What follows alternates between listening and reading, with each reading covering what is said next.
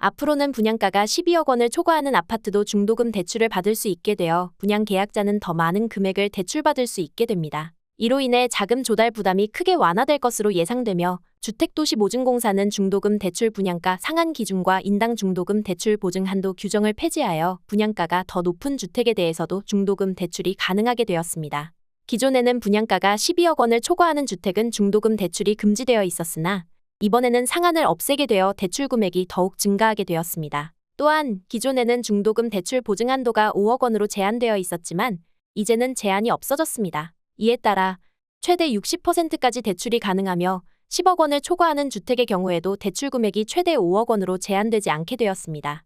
HUG 관계자는 분양가가 14억 원인 아파트를 분양받을 경우 이제는 최대 60%인 8억 4천만 원까지 대출을 받을 수 있게 됩니다. 이전과 달리 분양자는 모든 중도금을 마련할 필요가 없어지며 이미 1회 이상 중도금 대출을 마친 경우에도 적용됩니다. 또한 이로 인해 수요자의 자금 조달 부담이 크게 줄어들 가능성이 있으며 미분양 물량의 소진 속도가 더욱 빨라질 수 있다는 전망이 나오고 있습니다.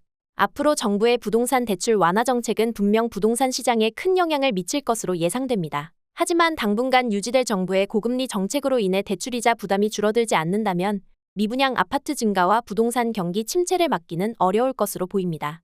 오늘은 중도금 대출이 가능해져 누구나 분양에 도전할 수 있는 4월 이후 로또 강남 분양 아파트를 추천해드리겠습니다.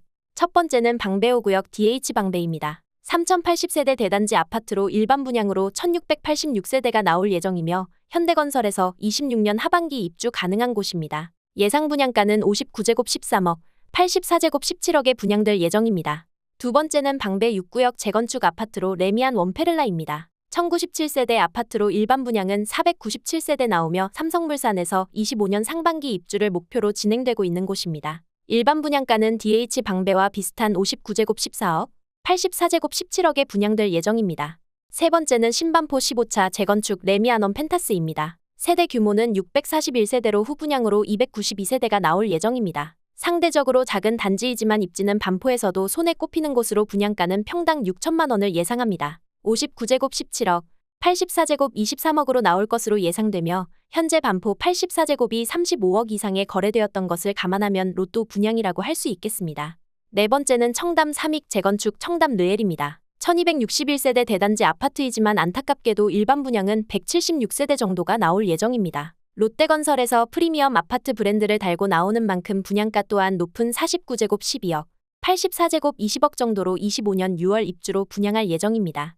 마지막으로 신반포 사지구 신반포 메이플 자이입니다. 3307세대 초대 규모 아파트로 일반 분양은 236세대 공급될 예정입니다. GS건설에서 25년 5월 입주를 목표로 하고 있으며 59제곱 15억, 84제곱 20억으로 분양될 예정입니다.